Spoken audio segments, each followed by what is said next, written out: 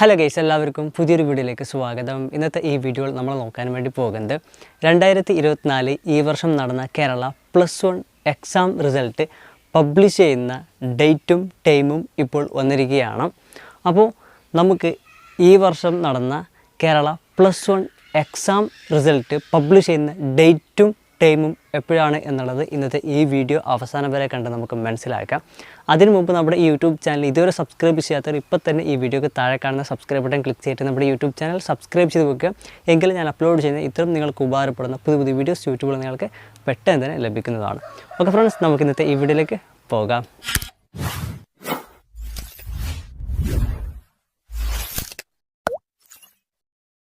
അതായത് ഈ വർഷം നടന്ന കേരള +1 എക്സാം റിസൾട്ട് പബ്ലിഷ് ചെയ്യുന്ന ഡേറ്റ് വന്നിരിക്കുന്നത് ജൂൺ മാസം 14-നോ 16-നോ അല്ലെങ്കിൽ അതിൻ്റെ ഇടയിലുള്ള ഒരു ഡേറ്റിലോ ആയിരിക്കും ഈ വർഷം നടന്ന കേരള +1 എക്സാം റിസൾട്ട് പബ്ലിഷ് ചെയ്യുന്ന ഡേറ്റ്.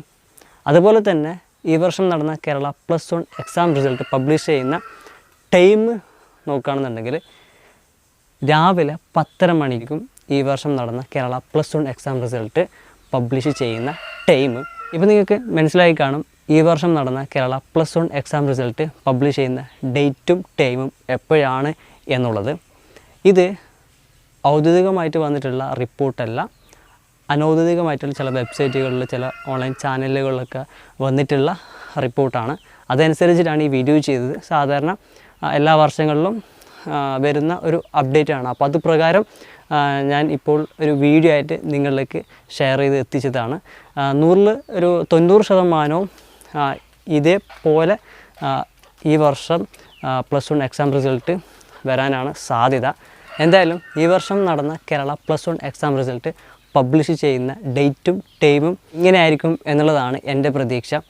ഏതായാലും +1 എക്സാം എഴുതിയ എല്ലാ വിദ്യാർത്ഥികൾക്കും നല്ല റിസൾട്ട് കിട്ടട്ടെ, നല്ല മാർക്കോട് കൂടി പാസ്സാവാൻ സാധിക്കട്ടെ എന്ന് ആശംസിച്ചുകൊണ്ട് ഇന്നത്തെ ഈ വീഡിയോ ഞാനിവിടെ നിർത്തുകയാണ്.